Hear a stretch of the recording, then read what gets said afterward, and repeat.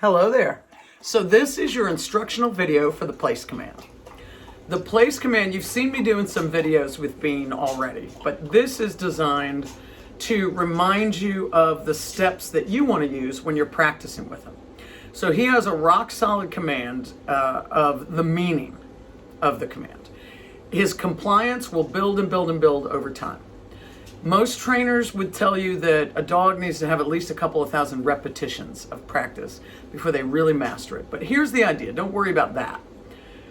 When we are teaching any command, but especially the place command, what we want to do is start with almost no excitement or distraction, get a few reps in, then create minor distraction, get some reps in, and when he masters that, create a little bit more excitement. When he masters that, a little more excitement. And we just keep building. If he gets stuck at one level of middle excitement and he's not quite mastering it, stay on that a little longer. It might take you days to move from one level to the next, or it might take you 20 minutes. It depends on where his head's at and a lot of things. The level of distraction, the nature of the excitement. So, but the idea here is that we must help him master the simple skills before we start challenging him. I use the analogy of teaching a child sports. You guys know this, you're a sports family.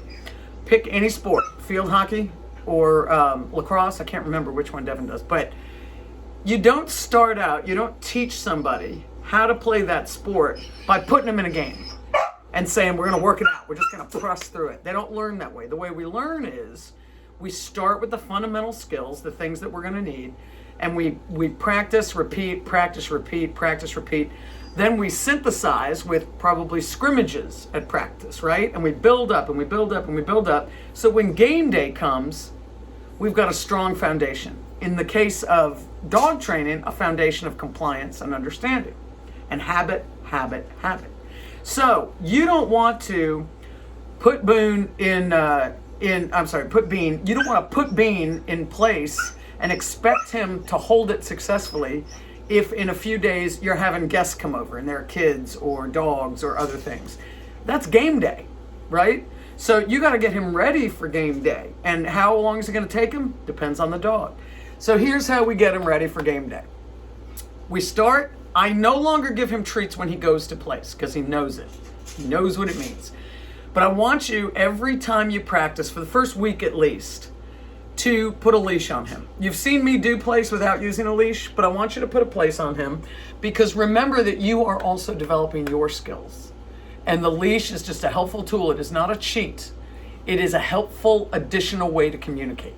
And that sets him and you up for success. What you want to do is once a day at least, maybe twice a day on the weekends. I want you to practice place with him for, unless you're doing back ties and endurance, practice for 5 minutes or so. Back ties are another activity because they're all about endurance. But you just do short bursts. Get his head in the game and then start challenging him. So let's start. We'll get his head in the game. Are you ready, sir? Let's go.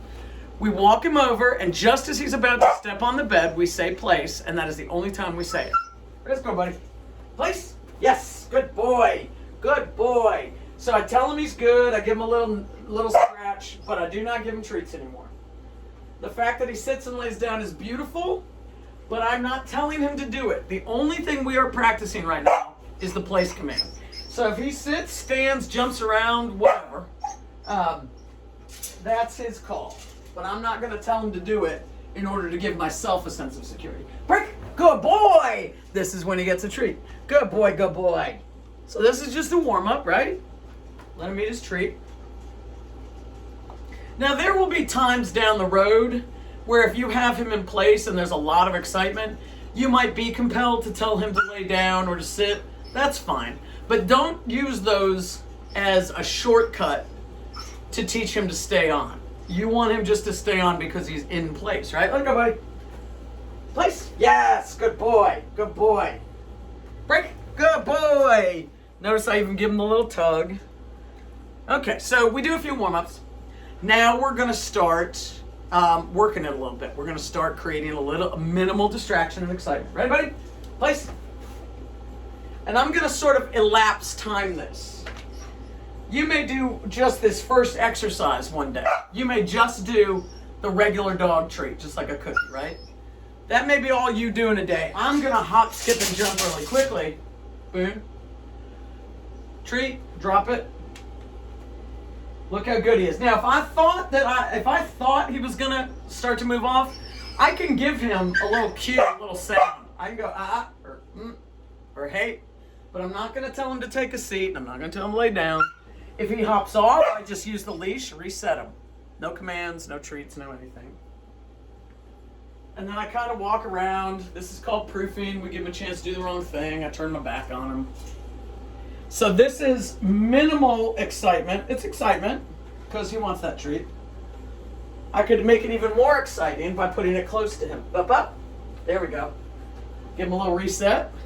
Use my hand for spatial pressure. Give him a sound. Break. Good boy. And then I can just let him get it. Right? So you might do that for a day or two.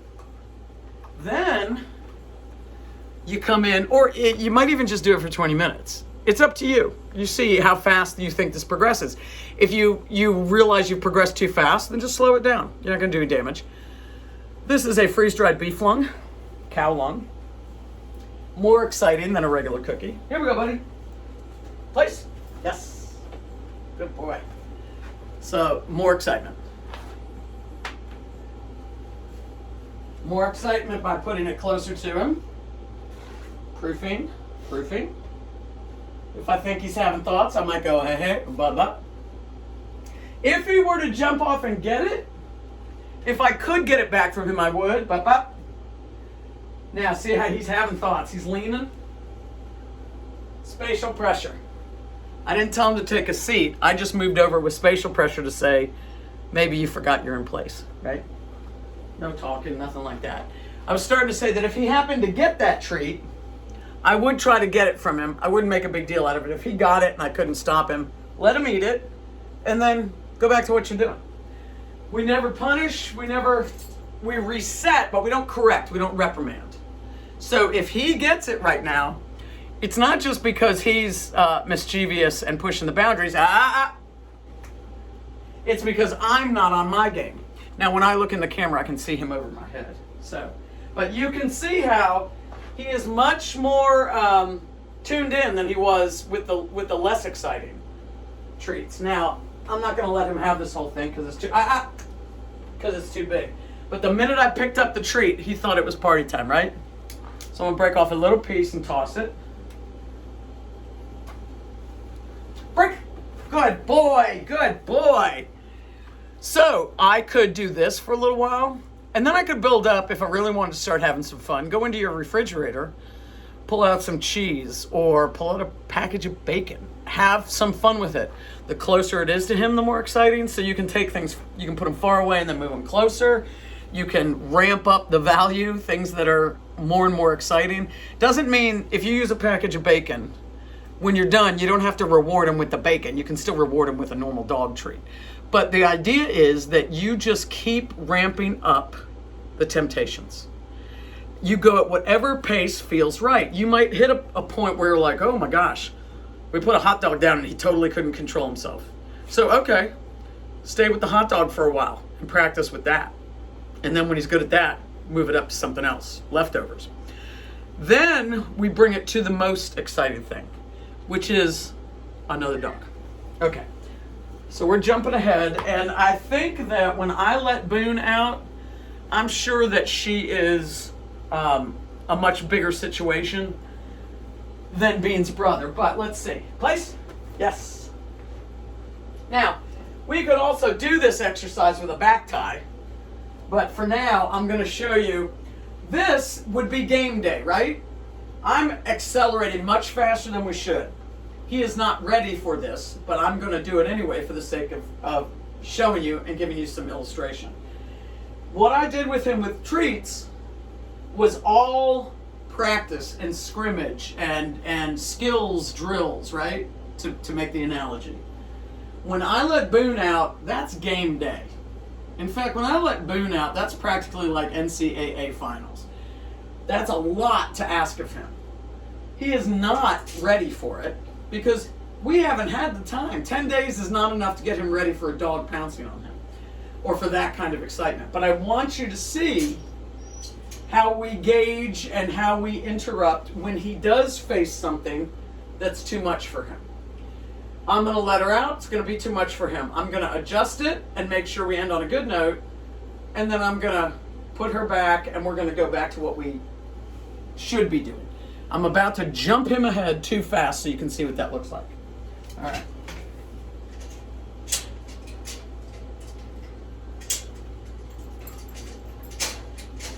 So she's allowed to get on the bed with him if she wants, but she can get off and on, right? Oh, geez, I meant to lock Daisy out. Crazy Daisy's trouble. So with me standing here, he's doing great.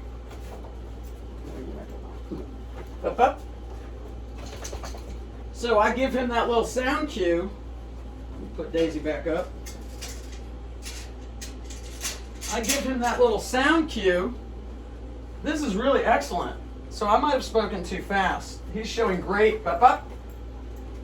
Reset him. So he may be a place command prodigy. So this, you could bring his brother out and parade him around when you're practicing the place command. He's probably ready for it. But you want to do some practice indoors, some practice outside. When you go outside, that turns up the excitement. So you just want to be creative and have some fun and find ways. Look at him, and find ways to challenge him. If you were going to have company, like in the next couple of days, you could, if you wanted to use your company and say, help me out here, let's spend 5 minutes working with him, then put him in the living room, let them mill about and work it. Do a practice where you're on your feet doing this. Or back tie him for a few minutes. But what you want to do is gauge what feels right. Is this too much excitement? Do I need to dial it down? Because your job is to oversee. Yes. Your job is to oversee his process and make sure that he stays on a track for success, that we don't put too much on his plate, because all we want to do every exercise is set him up for a successful outcome, because that's how he develops appropriate habits. If we are willy-nilly and kind of all over the map and we're not really structured and mindful, then he gets choppy experience and develops kind of choppy habits. And those are the dogs who you will hear people say, yeah, he listens to me sometimes. So you see how he's constantly wanting to get off now? He's had enough. Break. Good boy. And if he's had enough, I need to set him up for success and end it. All right, this guy has got this command. So have fun with it.